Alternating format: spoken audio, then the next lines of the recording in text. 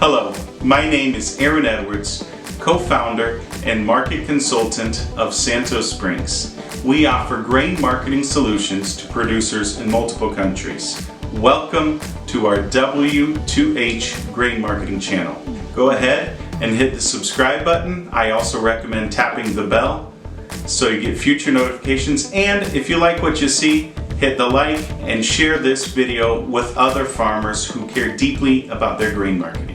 If you are a corn or soybean farmer, your revenue depends not only on your production, but also the answer to three simple questions: when, how much, and how you sell. One W, when, two H's, how and how much. Our W2H mentorship provides a clear, concise, and custom approach to answering each one of these three questions for your specific farm throughout the year. Before we start this week's content, it's always important to remember that trading in futures products entails significant risk of loss, which must be understood prior to trading and may not be appropriate for all investors. This commentary and the information contained within should be considered market commentary and reflect the opinions of the author. For those of you watching this with a delay, if you are a U.S. corn or soybean farmer and want to stop being held hostage by market uncertainty, let us teach you how to place each one of your bushels in a grain marketing strategy specifically designed to optimize your farm's revenue. Click on the link and we'll work together to see if our W2H mentorship is the right next step for your grain marketing. Hello and welcome to this week's update edition. It's been a little bit mixed up. We're coming out a little bit later than usually in the week, but that's because we got the report on the 24th and we had Christmas and we had New Year's and just thin trade and a little bit different. So I wanted to make sure we got some trading sessions. And good news on corn. We traded today is January 2nd, and we traded at the highest price level since June. So that's good news. We're going to start with the recommendations for corn. We're going to start with the recommendations and go from there. Then we'll go to the make sure we get the update all squared away. All right. So first of all, with the recommendations,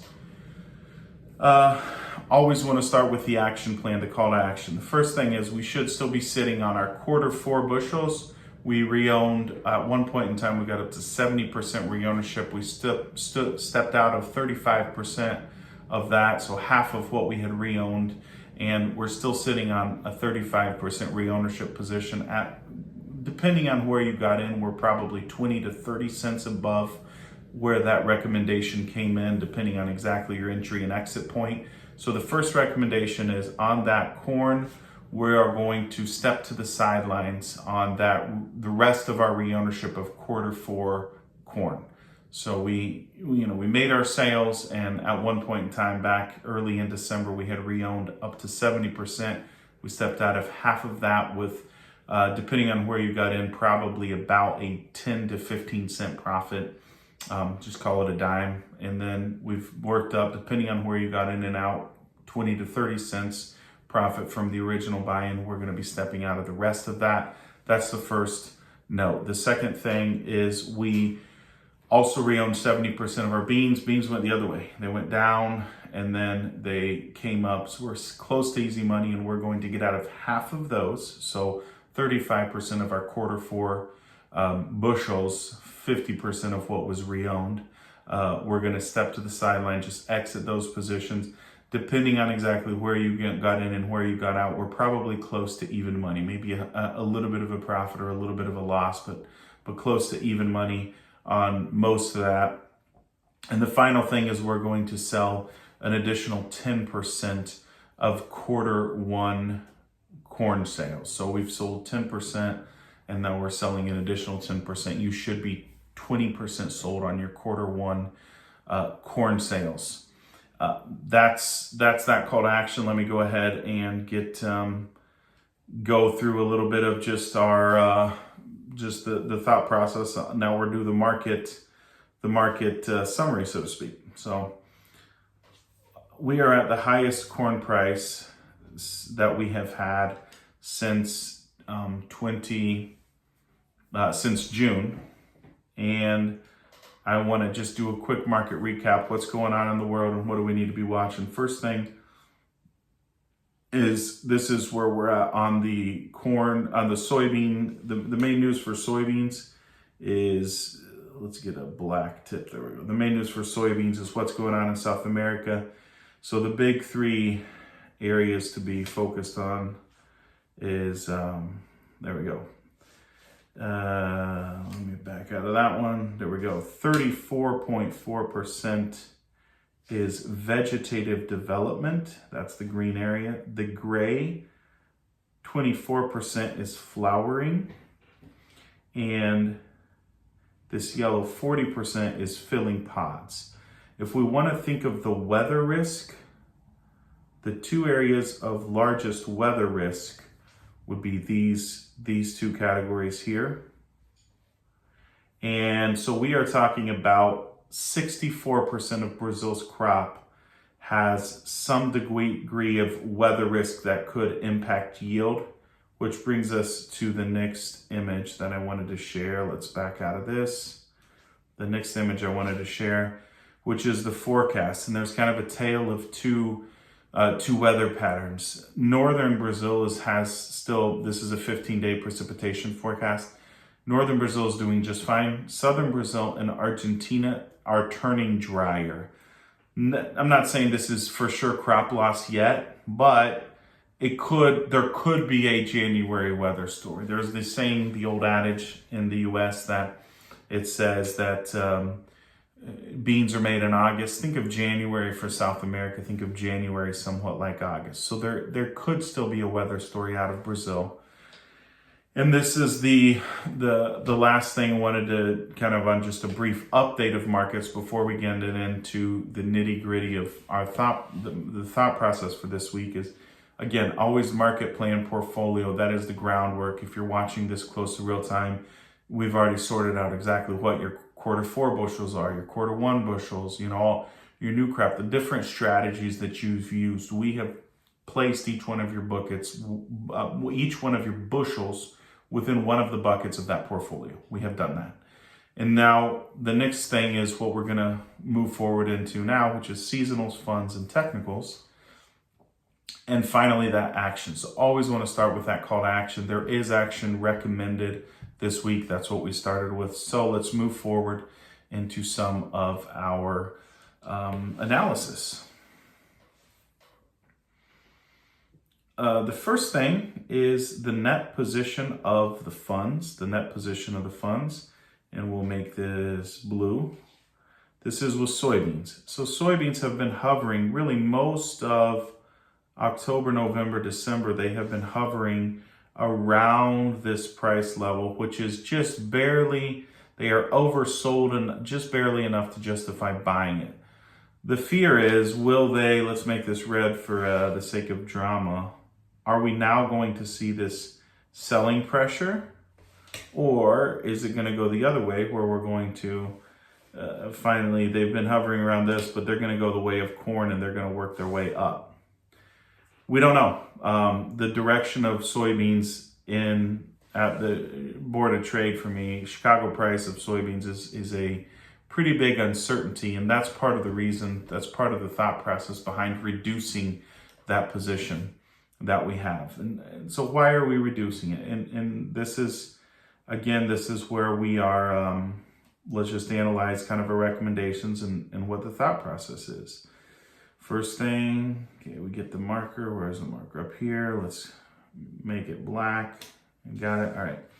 So the first thing is the recommendation to reown was this price level. And then we got punched in the gut, went down here. Now it's come up. So depending on exactly where you got in and where you get out, it's going to be either a profit or right at close to even money, right? If you follow the recommendations, you have some reownership position, probably right around in there, and we're saying to lighten the load on that.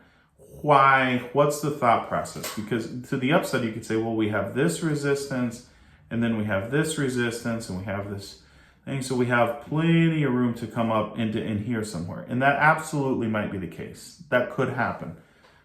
Here's the, so to speak, writing on the wall that's making me hesitant. This is the January-July spread. So the January futures contract minus the July. And you can clearly see that this spread has just absolutely taken a nosedive. Part of our thought process when we were reowning it in early December is that this spread was showing signs of strengthening. It was down here and it was looking like it wanted to go up. And it did, right? So the spread helped us, pointed towards stability. The spread currently is, it's weak. It's pointing some red flags. You say, well, the January contract's about to come off the board. We shouldn't give it much weight. Well, this is what March looks like. Very clearly worked up. Let me get it to the marker here. Very clearly worked up here to the 200-day moving average. And early December, right, working its way up, got here, and it's fallen. Is this the end of, is this the end of the bean rally? Maybe, maybe not. We're still maintaining a 35% ownership position, but I just think taking some risk off the table on the long side after what we've been through with Brazil coming into their crop, I just think it's a prudent move. So it's just taking it just one step at a time. And then let's move forward to corn. Good news on corn is we have had corn maintain a long position. Spec fund buyers are saying, hey, I like the idea of owning corn. They're up in here. That's the good news. Whenever the position of spec funds, whenever it's above this zero mark, so let's say whenever it's up in here, I like to say that it's artificially inflated, right? Speculators are keeping the price of corn artificially high. And whenever it's below this line here, it's as if it were artificially low. So for me, this is friendly. This is the zero line, so to speak. Above that, you could say that prices of corn are artificially high. Below that, they're artificially low. And whenever they get real high and they get overbought, that's where we get excited about selling. Corn position is not overbought, but they are still long. An interesting point there on the corn is, okay, well, how excited can we get about this corn market? Spec funds are overbought. They could keep driving this up. Are we aiming up here, are we going to see $5 corn? Is this the next resistance level? Is this thing absolutely going up? How excited can we be about the corn price? Maybe. Spoiler alert there for the, because you already know the call to action because we started with that. Yeah, maybe we're going to $5. I think we're going to have a lot of selling pressure above us as we try to work that way. But what I want to draw your attention to is this is the 200-day right here. That's the 200-day moving average. This one right here, this is the 20-day moving average. So this line is coming up. Every day we trade above it, and this line is coming down, right? I'm guessing that it's looking right now like we're going to test what's called a golden cross, where the 200-day and the 20-day moving average try to cross. It's looking like we're going to test that level. Clearing this out here. To the extent that that's true, I would like for us to see corn stay above this 20-day mover. But if this line comes up here and then fails, that is very, very weak technically. If this line comes up here and it breaks through, that would be very supportive for corn. All right, thank you. I mean, if you're watching this, you might be saying, okay, corn could go up, corn could go down. What's new? That's just the nature of technical analysis. Well, we have to make decisions on what we know. What do we know? We know that corn is at the highest price level since June. It needs to find support above this line. It's fair to say that it probably will test this line. So as we look at the upcoming weeks, maybe it goes straight up to $5, but I think there's a greater chance that we come try to find our footing in our support. And if it can't stop at the 20-day, let's say that it comes down and looks for a footing, it can't stop at the 20-day, what's the next support level? Down here somewhere?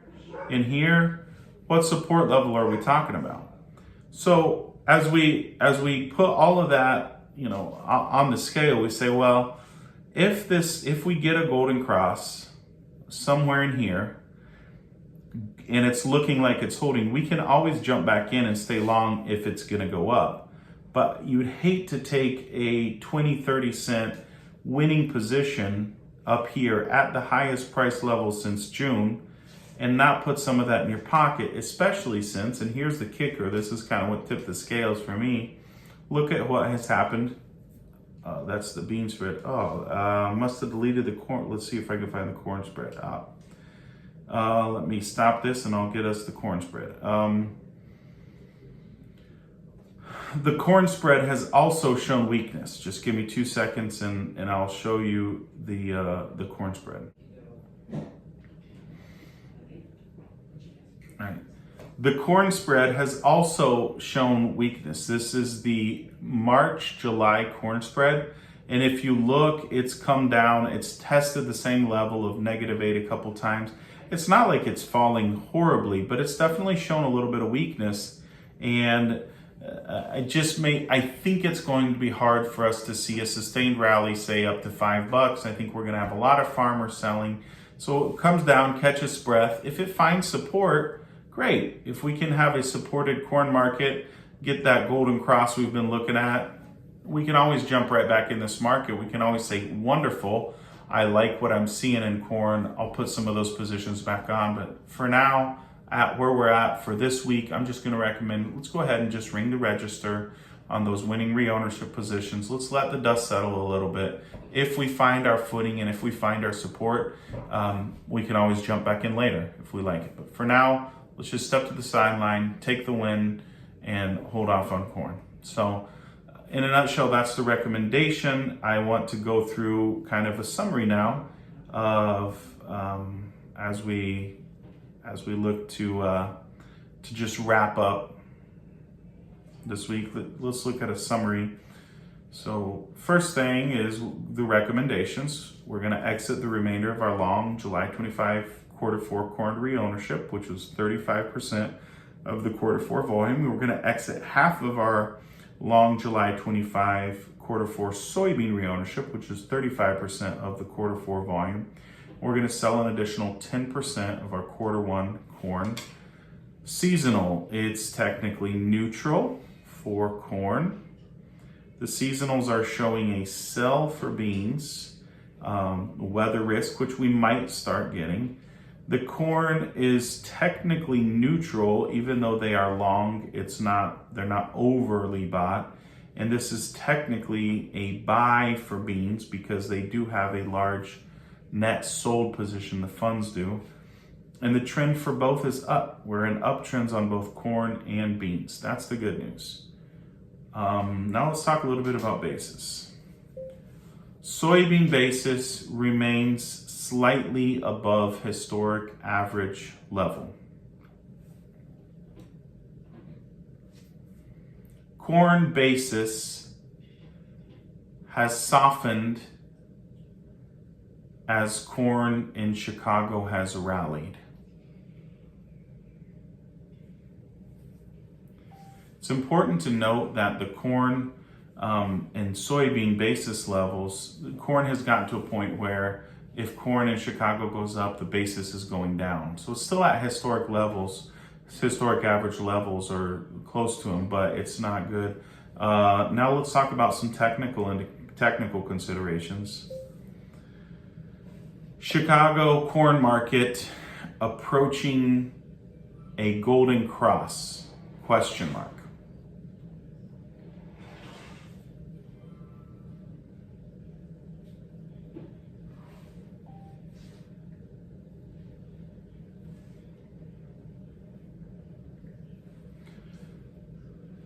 And let's talk about soybeans. Soybean basis remains, we went in technicals.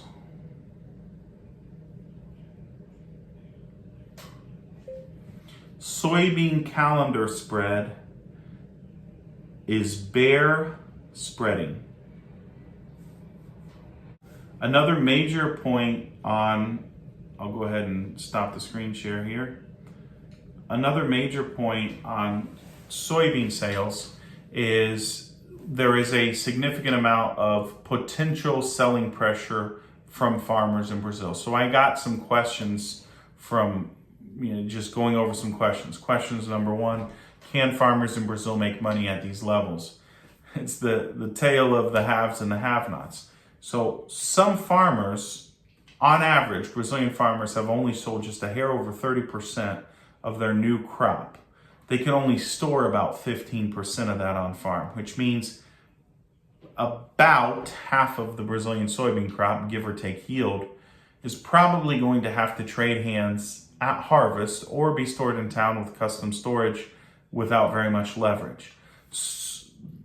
About half of the Brazilian soybean crop is not well positioned in the market, and that could add a significant amount of selling pressure.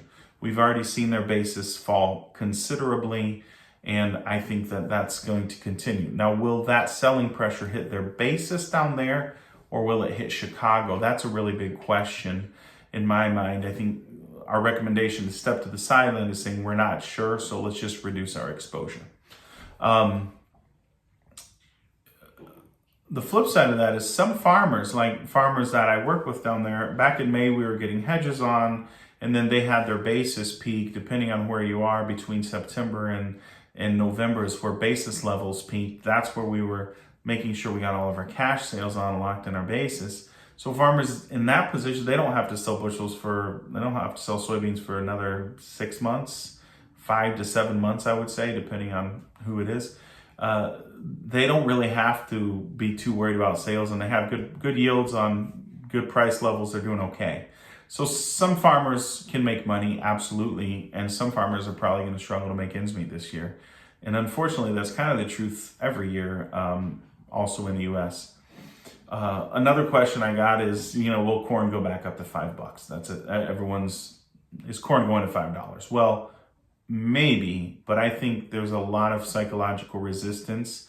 And even here at the current price level, what we've started to see is basis softens, which just tells me farmers, they're not saying, I'm waiting for $5 to sell. A lot of them are saying, I can make this number work, or I really need the cash, or this is the best price since June. So between where we are now and that $5 mark, there's a lot of bushels of selling pressure. So I think we're going to be hard pressed to get up there. I'm not saying we can't stair step higher on the corn market, but go up 20 cents, fall back 10, 15, go up another 20 cents, fall back 10, 15, go up again. And maybe we gradually get closer to that $5 mark, but I think we're going to have a lot of selling pressure on top of this, not only from old crop, but also new crop before too long. So battle for acres might give us some good pricing opportunities for both corn and beans.